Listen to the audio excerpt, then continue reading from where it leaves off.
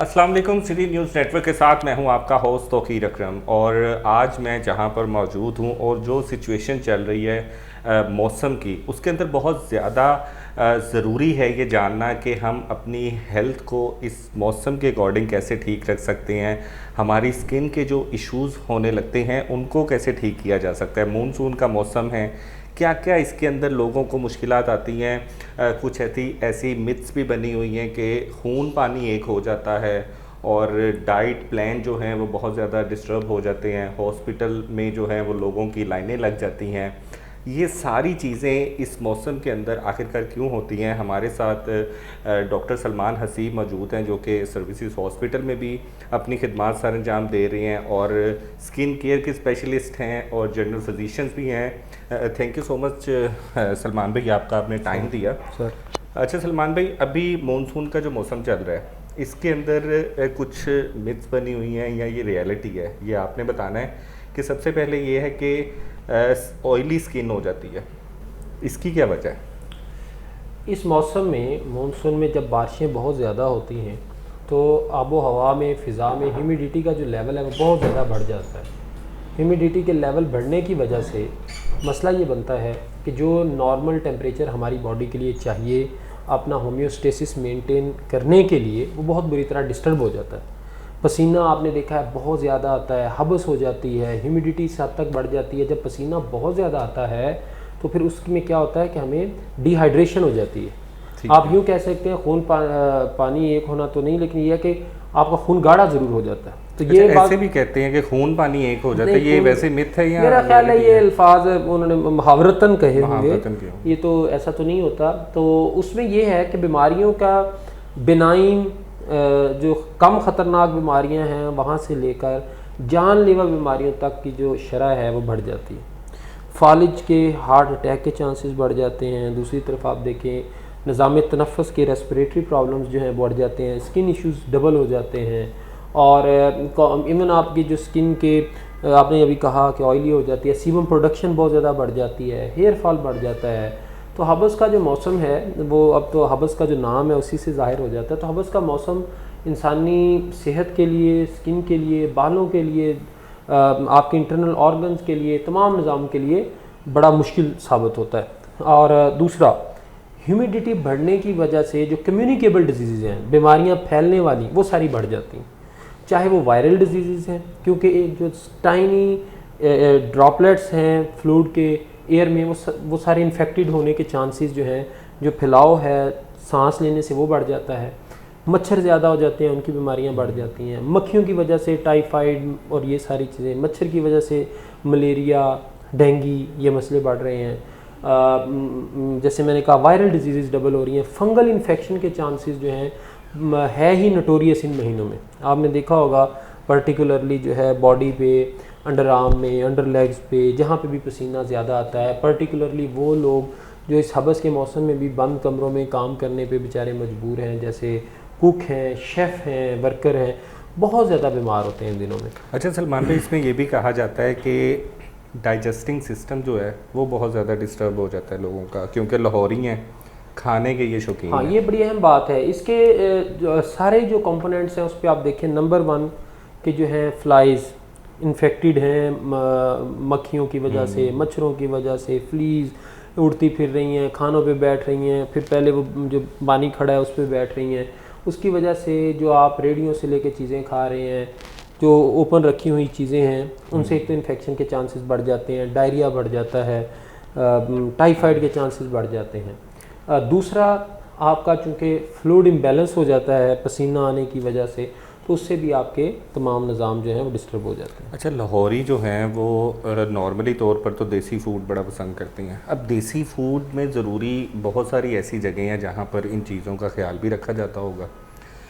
Point ये है कि आप हैवी फूड नहीं ले सकते। नहीं, ऐसा कुछ नहीं है। आप खाना प्रॉपर खा सकते हैं। सिर्फ हफ्ज़ान सेहत के जो असूल आप पढ़ा रहे हैं बच्चों को शुरू से, वो सारे पूरे होने चाहिए। अब मसला ये है कि देसी खानों से और जो ढाबों पे पड़े हुए देसी तरीक़ों से दे रहे हैं उनमें फ़र्क है। आपका जो टेम्परेचर है खाने का, वो 100 डिग्री के आपको पता ऊपर जाता है तो खाना पकता है। तो ये सारी चीज़ें मैयर रहती हैं। तो देसी खाने आ रहे equally safe rather better for the health. Monsoon का जब मौसम आता है, लोग ये कहते हैं कि अब जो लास्ट हॉस्पिटल की रेशो थी इस महीने में, बहुत सारे लोग ऐसे थे जिनको डाइजेस्टिंग का मसला था और वो हॉस्पिटल उन्होंने रहा कि उसमें उन्होंने राइजिक कैप्सूल किसी को कह दिया, किसी को ड्रिप लग रही है। तो ऐसी कोई प्रिकॉशंस हैं कि आप ये स्पेसिफिकली इस मौसम में आपको एहतियात करनी चाहिए? देखिए, मल्टी फैक्टोरियल चीज़ें हैं। अब उन तमाम चीज़ों की जो कॉमन काज है वो यही है, बारिशों का जो पानी खड़ा होता है उससे जो जरासीम फैलते हैं, और उससे फिर आगे फर्दर जो वेक्टर्स हैं वो मुख्तलिफ़ तरह के वायरल डिजीज़ के और हैं, जो आपके मॉस्किटोज़ मच्छरों के और हैं, फ्लीज़ के मक्खियों के और हैं। ये वो तमाम चीज़ें हैं जो माहौल आलूदा या गंदा होने से फैलाव का बाइस बनती हैं। और ये तमाम चीज़ों में से कोई भी एक हो जाए, देखिए जब आपकी सेहत को टारगेट करने वाली एक से ज़्यादा बीमारियां फैलने का ख़दशा बढ़ जाता है या फैल जाती हैं, तो हस्पतालों पे जो है इन्फ्लक्स ऑफ पेशेंट्स है, लोड जो है बहुत ज़्यादा बढ़ जाता है। और 100 बीमारियां हैं, 100 कॉजेज़ हैं, 100 of the reasons, but the solutions are same. पानी उबाल के पिएँ, खुली चीज़ें मत खाएं, टैप वाटर से इज्तनाब करें। जो खुले पानी मिलते हैं घड़ों में रखे हुए हैं आजकल, वो नहीं पता कि आलूदा हैं कि नहीं, उनका ख्याल करें। और जितने आप उबाल के पानी पिएँ जैसे मैंने बता दिया है, और कोशिश करें कि इंडोर रहें इन दिनों में। बाहर इन दिनों में कमरों से ज़्यादा बाहर गर्मी है, ह्यूमिडिटी जो है, टेम्परेचर जो है वो, आप टेम्परेचर देखेंगे तो 35 से शायद ऊपर ना हो, 36 होगा, लेकिन जो ह्यूमिडिटी है, हबस है, गर्मी है, पसीना है, वो बाहर बहुत ज़्यादा आ रहा है। और ज़रूरी नहीं है कि इस मौसम में आप एसी ही लगाएं, आप अच्छा एग्जॉस्ट चला के, या आप जो है डिह्यूमिडिफायर मिल जाते हैं मार्केट से, एसियों से बड़े सस्ते हैं, वो चला के जो है बड़ा अच्छा कंट्रोल कर सकते हैं। स्किन केयर इस मौसम में ख़ुसूसी तौर पर ऑयली बहुत ज़्यादा हो जाती है, लड़कियाँ बहुत ज़्यादा पॉसेसिव होती हैं इन चीज़ों को लेकर। आप एज अ स्पेशलिस्ट क्या आप उनको एहतियाती तदाबीर बताएंगे कि ख़ुसूसी तौर पर लड़कियां और स्पेशली लड़कों के लिए भी, हमें बता दें, चलिए हमें भी कोई देख लें। नहीं, आप खूबसूरत आदमी हैं, आपको तो पूरा पाकिस्तान देख रहा है। बात यह है कि 2 तरह की स्किन केयर है, एक आपकी पूरी बॉडी की स्किन है, और एक पर्टिकुलरली आप चाहते हैं कि आपका चेहरा तरोताज़ा लगे और ओपन पोर्स नज़र ना आए, फ्रैकल्स नज़र ना आए, पिगमेंटेशन ना हो, लिफ्टेड फेस हो। अच्छा, जहाँ तक इस मौसम को लेके है कि हबस का मौसम है, बहुत ज़्यादा पसीना आता है, फंगल इन्फेक्शन बढ़ जाते हैं, तो उसमें तो यही है कि कोशिश करें कि हवादार जगह पे रहें, कोशिश ये करें कि पसीना कम से कम आए, और कूलिंग जेल्स, कूलिंग पाउडर्स मिलते हैं, उनका इस्तेमाल करना चाहिए। ख़ुसूसी तौर पर प्रोफेशनल जो लोग हैं, जो ऐसी स्पेसिस में काम करते हैं जहाँ बहुत ज़्यादा पसीना आता है, जैसा कि कुक हैं, शेफ़ हैं, उनके लिए तो बहुत ज़रूरी है कि वो ये ख्याल करें कि उनके पर्टिकुलरली बॉडी पे पसीना कम आए और इस तरह के इन्फेक्शन ना हो, क्योंकि अगर होंगे तो उनसे आगे लोगों को ट्रांसमिट होंगे। अब जो स्किन है, आप कहते हैं सीबम ऑयली स्किन हो जाती है, तो देखें ये जो अब स्किन केयर है, ये तो एक पूरी ज़िम्मेदारी वाला काम है। इसमें तो पूरी की पूरी स्किन केयर रूटीन हमें बतानी पड़ती है। आपने फेस वॉश कौन सा यूज़ करना है, आपने इन दिनों में सीबम कंट्रोल करने के लिए विटामिन ए डेरिवेटिव क्रीम्स हैं वो कौन सी यूज़ करनी है, ओपन पोर्स हैं उनको कंट्रोल करने के लिए सीरम्स हैं वो कौन से यूज़ करने हैं। तो आजकल तो जितनी नई जनरेशन जो है कॉन्शियस है, केयरफुल है, तो उनकी तो हमको 2-3 से लेकर को 4-5 स्टेप्स तक की स्किन केयर रूटीन बना के देते हैं। और यही वजह है, अब देखें लोगों का जो स्किन को मेंटेन करने का एक प्रेशर है या रिस्पॉन्सिबिलिटी है वो बहुत बढ़ गई है। वो लोग जो माजी में हम कहते थे कि हमने कौन सा टीवी पे आना, आजकल हर कोई टीवी पे आ रहा है, इंस्टाग्राम पे, फेसबुक पे, टिकटॉक पे, एवरीबॉडी इज़ देयर। तो उसमें उनको अब कोई एक स्टेप नहीं है कि हम कह दें हाँ कुछ जो बेसिक्स हैं, गुड जो है आपका एक बहुत अच्छा फेस वॉश सीबम कंट्रोल वाला, और जो आपके ओपन पोर्स को क्लींस कर दे, फेस वॉश बड़ा ज़रूरी है। सन ब्लॉक जो इस वक्त मौसम है उसकी मुनासबत से सीबम कंट्रोल सन ब्लॉक बड़ा ज़रूरी है। और कुछ नाइट क्रीम्स, उसमें वाइटनिंग क्रीम भी हो सकती है, उसमें ओपन पोर्स की भी हो सकती है, इन दिनों में एक्नी बढ़ जाती है उसकी भी हो सकती है। तो वो हम हर स्किन के हिसाब से एक स्किन केयर रूटीन बना के देते हैं। और मैं ये बात बताऊं कि दे आर रियली इफ़ेक्टिव। और इन दिनों में फिर जो अगेन के बहुत सारे लोग हाई मेंटेनेंस पे रहना चाहते हैं, तो उनके लिए हम फिर ये रिकमेंड करते हैं को PRP, PRGF, ओपन जो है पोर्स टाइटनिंग लेज़र्स, ये सारी चीज़ें रिकमेंड करते हैं। अच्छा, ये तो हो गई बड़े लोगों की चीज़ें, मतलब नहीं, जिन्होंने नहीं, कोशिश आजकल- करनी है, मतलब एक जो मीडियोकर है, अच्छा, ये जो घर बैठा हुआ है, accessibility to these medicines and these procedures is very cost effective nowadays. ये कोई महंगी चीज़ें अब नहीं रही।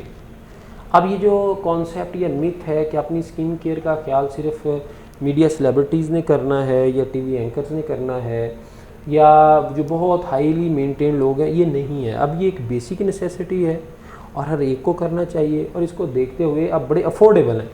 आपके जो बहुत सारे लोग ब्यूटी पार्लर के चक्कर लगाते हैं, स्पास के चक्कर लगा रहे हैं महीने के 2-2, 3-3, उनके लिए एक शानदार रूटीन है। 3-3, 4-4 महीने बाद कोई एक आध सेशन लेना पड़ता है, स्किन उनकी ज़बरदस्त फ्रेश रहती है। अगर आपने सुबह निहार मुँह अच्छा, मैं अब आपको बताऊँ, जो यंग जनरेशन है वो ऑलरेडी करवा रही है। पहले वो क्या करती थी, वो ब्यूटी पार्लरों से, स्पा से जाके कुछ स्टीरॉयड क्रीमों वाले करवाती थी।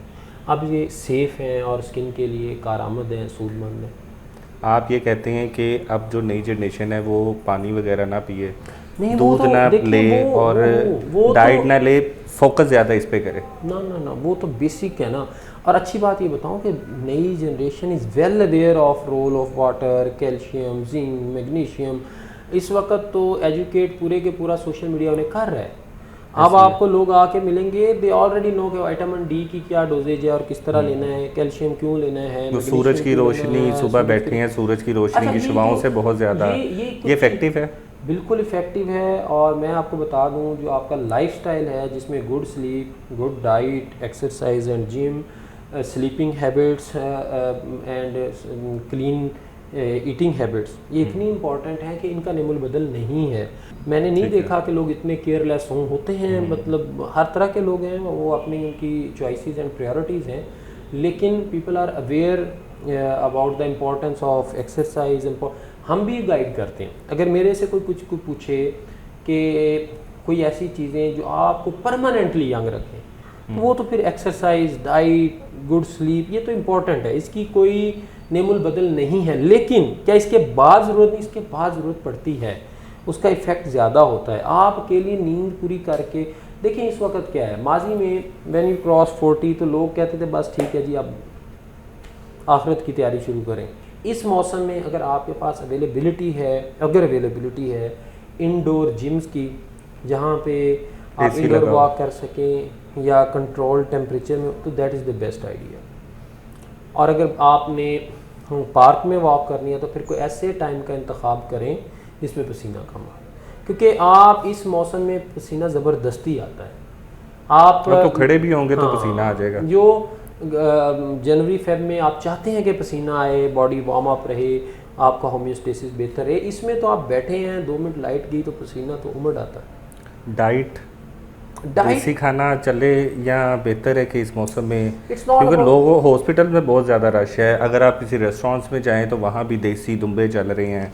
इट्स नॉट अबाउट देसी और विलायती, it's about the portion control, intake control. आपने कार्ब ज़्यादा लेने हैं, प्रोटीन ज़्यादा लेने हैं, फैट, ये डिपेंड करता है। अगर आप थिन लीन है, मोटा होना चाह रहे हैं, तो you are recommended to take more carbs with protein and fats. और अगर आप वो हैं जो मीज़ो टाइप है आपकी बॉडी के, आपका वज़न कंट्रोल ही नहीं हो रहा, तो आपको रिकमेंड किया जाता है कि आप अपनी प्रोटीन इंटेक बहुत बढ़ाएं, कार्ब्स और फैट इंटेक कम कर दें। तो ये अगेन, ये अब सब के लिए एक रूल नहीं है।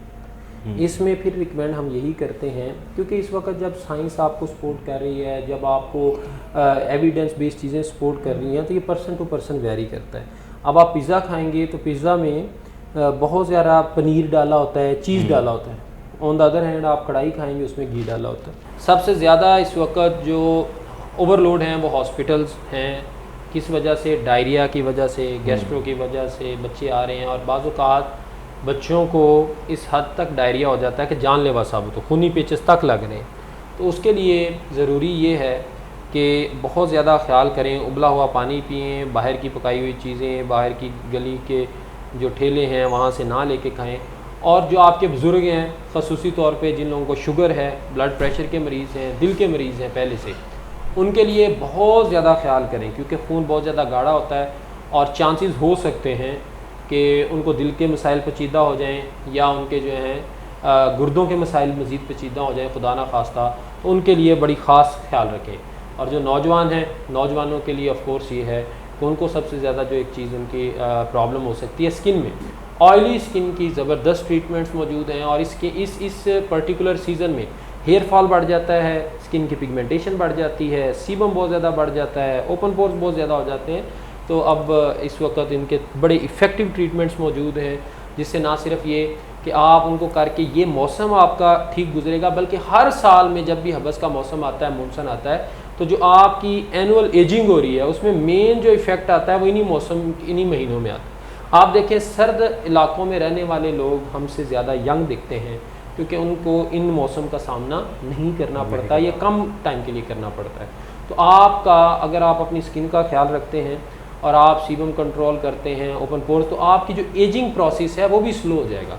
जो उम्र के साथ आपके चेहरे पे एक बड़ापन दिखना शुरू हो जाता है, ओपन पोर्स दिखने शुरू हो जाते हैं, झुर्रियाँ नज़र आ जाती हैं, तो अगर आप अपनी स्किन का ख्याल करते रहें तो आप एक लंबे अरसे तक 40-50 साल तक बड़े यंग दिखाई दे सकते हैं और अपनी उम्र से कम छोटे दिखाई दे सकते हैं। आपने एहतियाती तदाबीर भी सुनी और आपने ये भी सुना कि मानसून के अंदर क्या क्या चीज़ें जो हैं वो अफेक्ट करती हैं, किन किन चीज़ों से परहेज़ करना चाहिए, और ये सारी चीज़ों पर अगर आप अमल करेंगे तो यकीनन ना सिर्फ आप खूबसूरत दिखेंगे और आपको पता भी चलेगा कि ज़िंदगी गुजारने का असल तरीका क्या है। डॉक्टर सलमान हसीब का बहुत शुक्रिया, और अगर आपका कोई सवाल है तो नीचे कमेंट्स में ज़रूर बताइए, जिनका जवाब जो है वो डॉक्टर सलमान हसीब आपको ज़रूर देंगे। अपने होस्ट तौकीर अकरम को इजाज़त दीजिए। अल्लाह हाफ़िज़।